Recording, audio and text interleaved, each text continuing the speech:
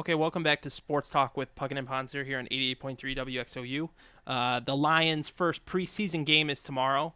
After 2.5 weeks of training camp, something like that. Long winter Yeah, of no football. right. Um, I was watching the Hall of Fame game. the the Ford Field will be filled once again, not for JT and Jay Z, but for the Detroit Lions. Question for you: do you know who made the first tackle of the NFL season? I mean, technically preseason. You know who made the first tackle? Yes, former Lion. Former Lion Former Lion. for the For Cowboys. The Cowboys. Defensive great. Justin Durant. No, Justin. No, guy was playing on special teams. Ernie Sims. He Oh, yeah. smoked the kickoff returner. I just thought you should know that. Okay. Thanks, Tim. Yeah, but Mark Sanchez, Geno Smith, Yes. and the gang will be coming into Ford Field tomorrow for a hot preseason matchup versus He's gonna be hot. the New York Jets. Rex Ryan in his sweater vest. Thanks, Tim. Um, it is a football, so he likes that. Quick point. I wanted to. You were absolutely right. In 2001, the Seattle Mariners won 116-46, 2 games better than the '98 Yankees. You know- However, the Yankees beat them in the playoffs, ended up winning the World Series. Tim, I appreciate know. that. I'm blushing. As we remarked, the Yankees won in '96, '98, '99, 2000, lost in '01. One of the best stretches of baseball you've ever seen, and in my lifetime for sure. So, just thought you were right. I was wrong. I did not know really anything about the 2001 Mariners. I was a big fan of those Apparently, Mariners. Lou Piniella was the manager. Obviously, My favorite. a current Yankee now. Ichiro was there. So you're absolutely right. Carlos Guillen was an infielder. That's why I followed them. Okay. Scott Anyway. Pasenik played left field. Okay. Edgar Martinez was on the bench. Oh my gosh. All right, Detroit Lions. Back to the actual topic. Jamie Moore was a Oh pitcher. my gosh. Okay. Detroit Lions, New York Jets tomorrow. Yep. We will be in attendance. Yes, probably. Probably. I'm excited. Obviously, to see my team play. The Detroit Lions. One of the most everybody does is overanalyze your stars.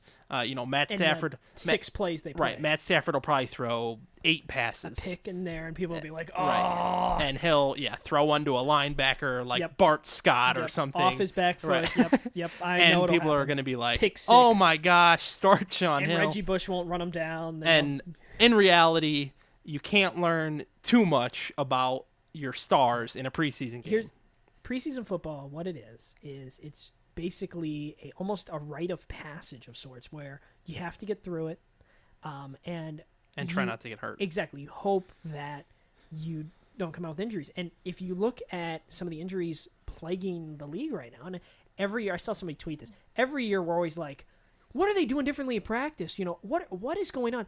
Because people get hurt every year, Yep. and a couple big names go down, and we're all like, "What are they doing differently?" It's just And it's then the you're bad just luck of the thankful. draw. You're just thankful Right. that your fantasy football draft hasn't well, and happened. you're thankful that your guy isn't down. And not to quickly, but if you look at the NFC North, the Lions are one of the healthiest teams at the moment. There's been some injuries across. Yeah, the, they really don't have. Right. Nobody's really gotten exactly. hurt. And knock on wood, absolutely. Exactly. We haven't played a game, but that's what you look for. I don't want to go there tomorrow and see Stafford hobbling away. Why would you say I'm that? just saying that's what you don't want to see, and that's if you can come out of He's the preseason. lying. No, if you can come out of the preseason, with everybody relatively healthy, it's a successful preseason for me. And not being a Lions fan, that's how I would view it. Now, am I gonna be breaking down who's gonna be your last receiver on the roster or Yes. your backup linebacker? Not really. There's some position battles. Am I excited to see Kickalicious? Yes. For sure. Yes. But that's not what's going to make or break this team. I will say that not as a linesman, but as just a football outsider, a guy that I'm excited to see. I know I was going to ask you the same thing. Who you're most excited to see in a Lions uniform tomorrow? For me, and I know it's kind of almost a cop out answer, but it's Ziggy Ansah, their first round pick. I want to see what I forgot about him. No, and you could go down the depth chart and really prove your knowledge and be like, hey, look at this, look at Right. that. But I really want to see what he brings to the table, and I know he's only going to play a couple snaps. But if first or second snap he just blows by the guard and just smashes Right. Sanchez, maybe you have some confidence in that first round pick. And Sanchez is known to fumble Exactly. once hitting the ground. because I know that I was watching the draft with you that day, and I remember they took Ziggy Ansah, and we're like, who? Like, Well, what? And not but, to an extent. And it's not like you have a plethora of defensive linemen. Like, big word. Do you need another one? So, I'd like to see some stuff. And now, at the same time, if he doesn't even make a tackle in the first game, I'm not going to be like, well, that was a waste of a pick. Bus? But I think for me, that's what I'm saying. I think defensive end is something to watch. Ziggy Ansah, see if Israel Donajee has something that's left. A good point. The other guy they got from Seattle, who his name escapes me right now, Jason something, I think. But they picked him up. He's supposed to make an impact. Hanson. And then the other thing that I was watching is Riley Reef taking over at left tackle. But the other one is the right tackle battle between Corey Hilliard and Jason Fox, I believe.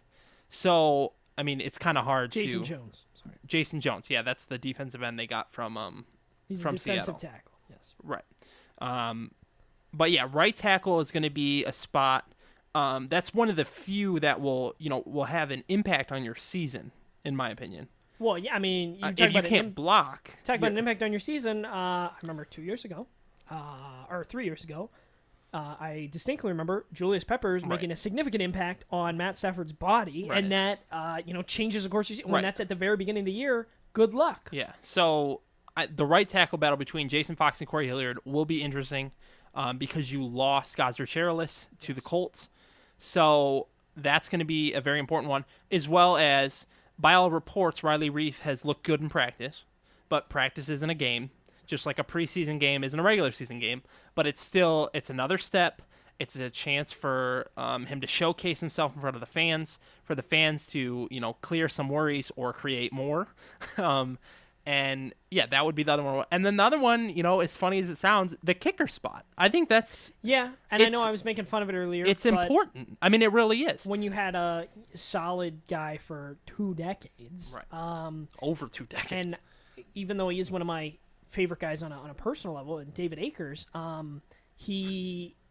last season he hits a 63-yard field goal for the Niners, but then going down the stretch, he was awful. Right. I mean, 2 years ago he was a Pro Bowler. Him and Andy Lee were like the best special teams duo in the league. Better than their crosstown rivals in Oakland. Right. And Janikowski and Leckler. And Leckler's now in Houston. But regardless, we're breaking down punters. You wanna see just basically consistency. I mean, Hanson had his moments, and unfortunately for Hanson, he never was really able to make a big kick or have the opportunity really. But you just want Akers to be consistent. Another one besides kicker, I mean, you want to see Kickalicious because you saw the YouTube videos and all that. The other one's punter. They drafted a guy in the 5th round. Like, can he kick it? I don't know. I remember we were talking about when we had our post-draft show. Right. That was one of the, and I know it's kind of Sam Martin out of Appalachian State. Finicky, but I was kind of upset with that pick. I was like, honestly, you probably could have gotten this guy as an undrafted free agent. Why? 5th-round picks can turn into Pro Bowl, and not that they should, but that happens. Yeah. Guys that are 5th-round picks, you use it on a receiver or something. I don't want a punter in the 5th round, and he was the only punter taken in the entire draft. You're like, yeah, really?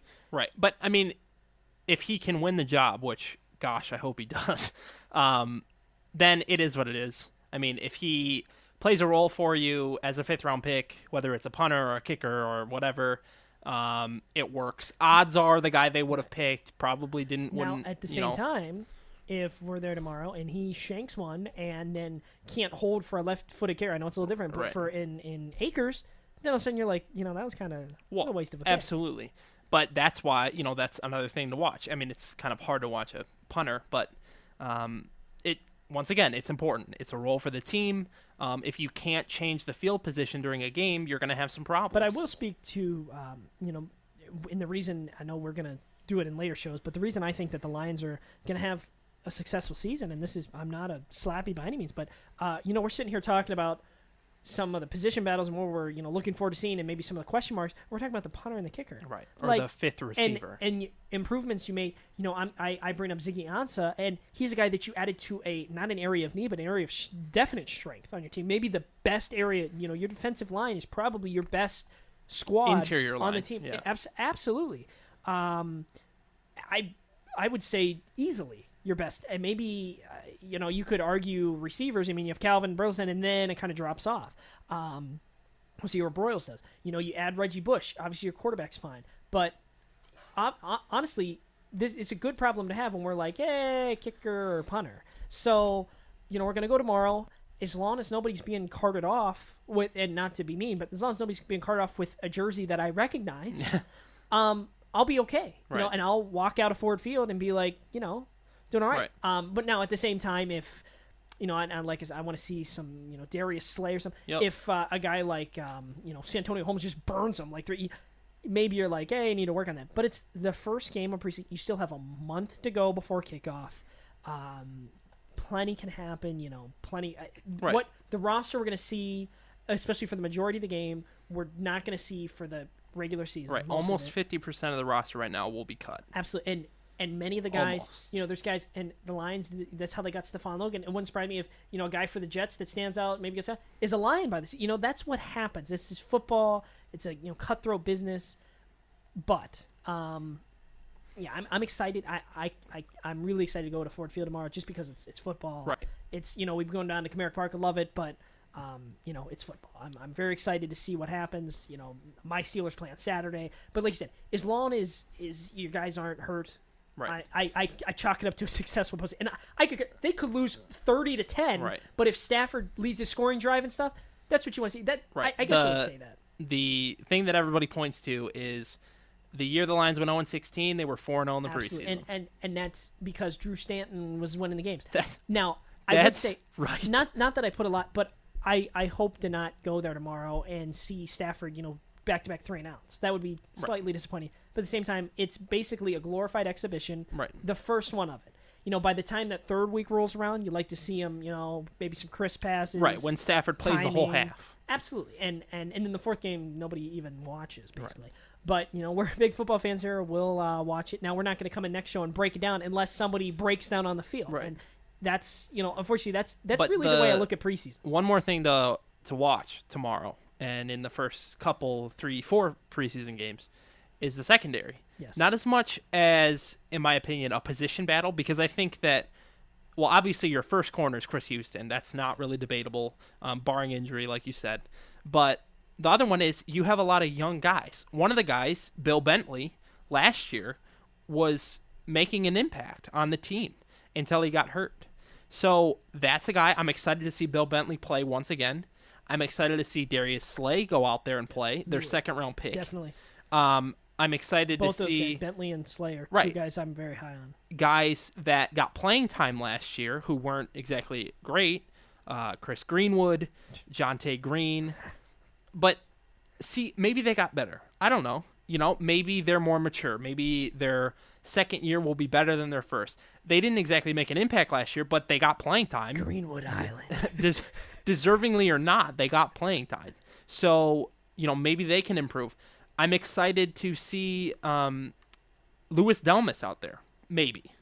I don't know if he'd play. I actually kind of hope he doesn't play because he seems to get injured every time he plays. I'm excited to see the new Houston safety get out there. Free agent signings. Reggie Bush get out there. Free agent signings. It's a good time to watch rookies especially, and then to get to see your favorite veteran get out there, who they signed in the offseason, who's more exciting than a rookie, and get out there and play in your team's uniform. So yeah, Glover Quinn. Right. He in most cases, most people think he's going to be your starter at safety. Oh yeah, along definitely. with Delmas, and that's I know Delmas has been in our And he'll be lineup. the strong safety. Right. That's like to see Delmas stay healthy, but that's the thing. I mean, preseason football is and it's a mirage. I mean, you see your guys. I mean, we went to a preseason game last year, and if you're like 10 minutes late, you miss everyone you know. Which we were. Exactly. Like we were on the people mover. Like look at my phone. Oh, Calvin has a touchdown. By the time Calvin has his shoulder pads off, he's done.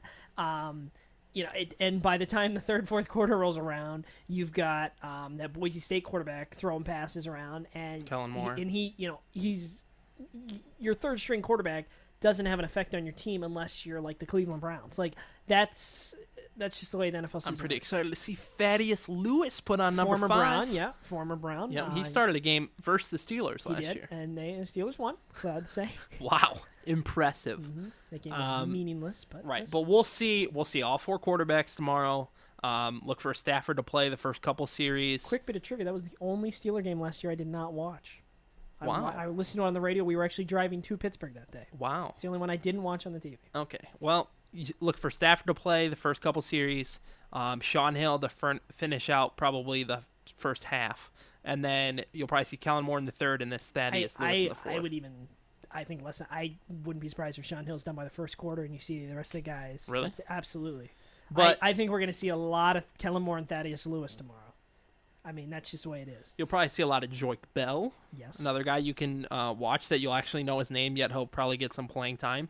A 6th-round pick, Theo Riddick, out of Notre Dame. He'll probably get some playing We're time. really breaking this down. And actually, one more thing you can watch is return guys. You don't have a return guy right now, and I would expect to see 3 or 4 guys returning kicks and punts. You have the roster put up right there, and I just it seemed there's like 15 people listed at wide receiver that are currently on this roster, and they've even let go of some guys in the past week or so. Namely, one I know, one of your favorites, Devin Thomas, former Michigan State Spartan. 15 guys. So obviously you're going to have 5 at the most at the end of the season. So, whoever Thaddeus Lewis or Kellen Moore's throwing the ball to, maybe we'll see. We have a couple fan favorites of the show, but right. Well, you pretty much have 3 guys guaranteed spots. Absolutely. Calvin, Really, you think that? Nate think they'll bring Burleson, Calvin? Ryan Broyles. You have one guy you're paying $1 million, Mike Thomas. Yeah. You have a guy you drafted in the 5th or 6th round, I believe, out of Virginia Tech. Yeah, Corey Fuller. And then you have a couple veterans in there. Josh Allen's a former Jet. They just picked him up. Lots of undrafted free agents. The local kid, Cody Wilson. Patrick Edwards, who played a year. I think he was on a practice squad last year out of Houston. He was Case Keenum's favorite target. But yeah, I mean, wide receivers one where, somebody's got to catch the ball. So, in the second half of these games. So, that's another one to watch. But Tim, switching from pro football to, as we just broke all this down, and we'll break down more of the roster in later shows as it gets smaller and smaller. And this speaks Patrick Edwards. He doesn't even have a Wikipedia page, so. But he has a year experience in the league, so he's not a rookie. And like I said, he's a product of Houston University or the University of Houston. But Tim, switching from pro football to college football, you had a recent topic that you wanted to bring up. Yeah, it was announced today that there was an agreement made with LSU and Wisconsin that. Not this season, obviously, they already have the schedule set, but starting in 2014, they're going to play 2 home openers with the LSU Tigers and the Wisconsin Badgers, which is kind of a big deal in terms of LSU. They just like many teams, and same with Wisconsin, they start with some cupcakes. You never really see the SEC and Big Ten play really at all in the regular season. I know Penn State had a thing with Alabama for like 2 years, and Alabama actually went to Happy Valley like 2 years ago. But the agreement is in 2014 they'll play at the Houston Texans Stadium, Reliance Stadium there in downtown Houston, and then in 2016 they'll play at Lambeau Field. And first time in definitely recent memory for me that LSU was going to go north of like Kentucky, like. They never come up here. And I would imagine that game, since the beginning of the season, it'll still be probably a warm climate and all. But still, I think that I doubt LSU would come here in November or December, unless it's like a full field. That, I think, is a big criticism of SEC absolutely. teams. But the question I had for it is, first of all, what do you think of this, Big Ten SEC? I know that we saw last year Michigan play Alabama and how that went. But that was at Cowboys Classic. How did that go? And quick note is the reason Wisconsin can't play them in 2015 is because they already have the Crimson Tide schedule as their season opener. Yeah. So Wisconsin, we've talked about it. The way that the conference is changing. Basically, it's between Nebraska or Wisconsin. They get to go to Indy every year or wherever they're going to play that game. that Big Ten championship game. But Wisconsin's, stepping up to the plate, putting big opponents on their schedule, and getting them to come here. Here up north. I would ask you, you're definitely a Big Ten fan. I'm a transplant to the Big Ten community. I guess I used to live in SEC country, but for you, what if you're for up here, if you're a Michigan or Michigan State fan, what do you want to see your beloved Spartans or Wolverines playing? The Crimson Tide or the LSU or even I don't know, like a Florida at the beginning of the year? I think it's from a fan perspective. I think it's awesome. I mean, you love to see teams like that come in and play. You want to see Alabama like Michigan did. You want to see I know Michigan State has Oregon on their schedule in I don't know if it's next year or 2 years. But, they're going to play a home and away with Oregon. Oregon's a big name, especially right now. They have the Nike backing. Phil Knight went to the school, so that's... They're number 2 or 3 in the country. Right. But I'm talking about, like, from a fan perspective, I mean, that's a big name. It's not as big as Alabama, but I think it's close to LSU. Michigan State has tried and recently. I know they had Boise State come in. Yeah. But, if you're a fan... Would I rather see Alabama come to Spartan Stadium or the Big House than Western? Yeah. Yeah, and we just broke down preseason football and how it's kind of meaningless. And in essence, so is the first. I mean, Michigan State's schedule. They open with, I believe, Western Michigan, South Florida, and then they have like Youngstown State before they play Notre Dame, and then Big Ten schedule. Youngstown State, the Summit League. Exactly, the Horizon League. Thank you. Oh yeah, sorry. But they're actually in the MAC in football. Those first 3 games, that's in essence a preseason. And yes, those games count, and it's kind of a scandal to me, really, that they do. But, we're talking about who's going to be playing for the Lions in the fourth quarter. While college, what it allows them to do, some teams, like Oregon will put in their backup quarterback after they're beating McMillan State or whoever they're playing. Nickel State. That's what I was thinking. Nickel State. Trust me, my little brother has that game already ready on his calendar. He's ready. But the Spartans, it allows Le'Veon Bell last year to get over 300 yards and, be a Heisman candidate. And that's what those games are. But if you're playing an actual team and the game's going to be on, TV and it matters, that's, to me, that means a lot more than, beating Kent State by 40 or, something like that. I don't see the value in that. Now, it does help with your schedule and, some teams like a Michigan State, maybe if they're struggling, if you can get 4 wins out of the way before it counts, then you're getting to, you're getting to a bowl game. I know that the Spartans, they kind of struggle with, they have Notre Dame, obviously, as one of their non-conference. I remember the very first year I moved here, and I went to a Michigan State game that year. I started kind of following them. They played California and at Cal and lost. And that in the past 10 or 11 years, they've only played – the Michigan Spartans. State has only played a ranked opponent to open the season once, and that's Boise State. But probably the biggest ones other than that were they went to Cal and they lost a close game.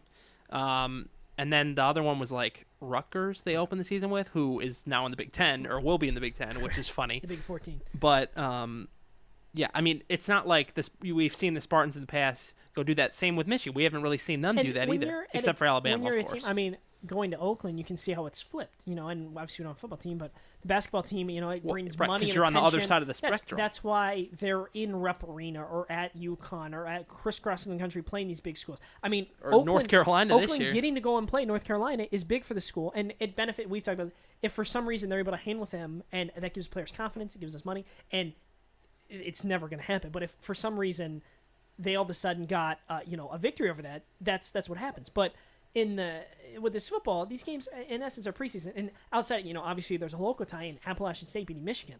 Yeah, that's and Toledo.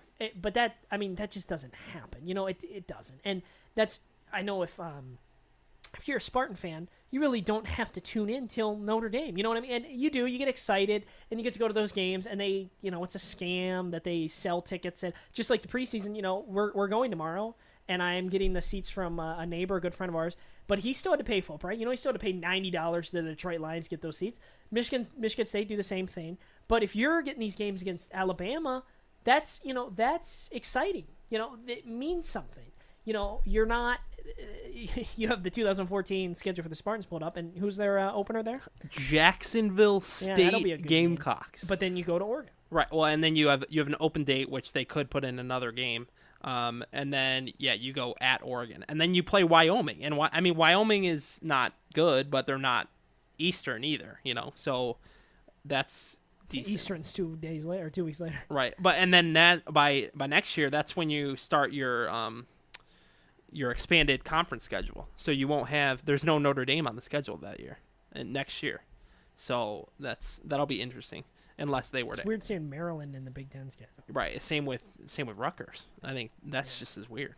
But then the next year, 2015, as of right now, you're opening with Oregon, the Oregon Ducks in Spartan Stadium. Both teams have sweet jerseys that game. Yeah, that would be. I bet Nike tricks them out a little bit with that. Well, that's what we're breaking down. We're breaking down the uniform combinations and of the a football 2015 game that is going to happen in 2 years. And then 2016, the Spartans go at Alabama. Yeah, that's a loss. Can I just tack that up right now? Tack it up, unless the NCAA has sanctions by then. Unless Nick Saban is, yeah. But I mean, you ask me as a Big Ten fan, or we ask our listeners as Big Ten fans, whether it be Spartans or Wolverines, or whether you're a displaced Nebraska Cornhuskers fan. Do you want to see that? Because you're going to, if you're a Spartan fan. I think the answer to me, and maybe it's not as obvious for some, because you want to get to a bowl. I mean, if you're a Rutgers football team, you want to get to however many ones it takes to get a bowl, 7 or 6 or 8 or whatever. You want to, and playing against local teams that aren't that good, as opposed to playing against a big team, gives you more cachet. Maybe you get to go to a better bowl. But at the end of the day, I'd rather see my team competing because it gives your players confidence. I was reading the news article with the press release about this LSU thing that started, the LSU Wisconsin. The Wisconsin coach, or I'm sorry, the athletic director, he says, we can recruit our players and we can say, hey, you're going to be playing the best, which you are.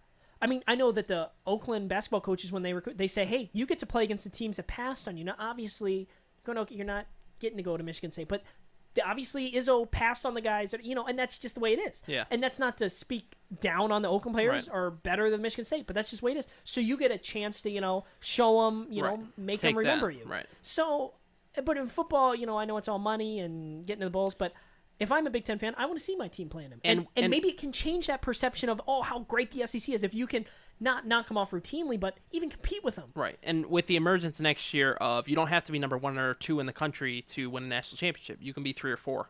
So that opens up extra spots where you can afford to lose a game like you're that. Absolutely right. We were looking at that. And if you win, now you're absolutely really looking good, even out of the Big Ten. 2015 game, and if you lose to Oregon by a field goal or something, people will remember that. Right, exactly. We're coming to the end of the show. We'd like to invite you, our listeners, to interact with us on Twitter. We talk sports all the time on Twitter, so you can follow me at Austin Puckett on Twitter and Tim at Timothy_Pontzer. You can also like our Facebook page, Sports Talk with Puckett and Pontzer, and you can listen to our past shows of things that we said about the Tigers that are now true. Thank you very much. On our YouTube account, which you can access through our Facebook page. So we want to thank you for listening, and we hope you listen next week here on 88.3 WXOU.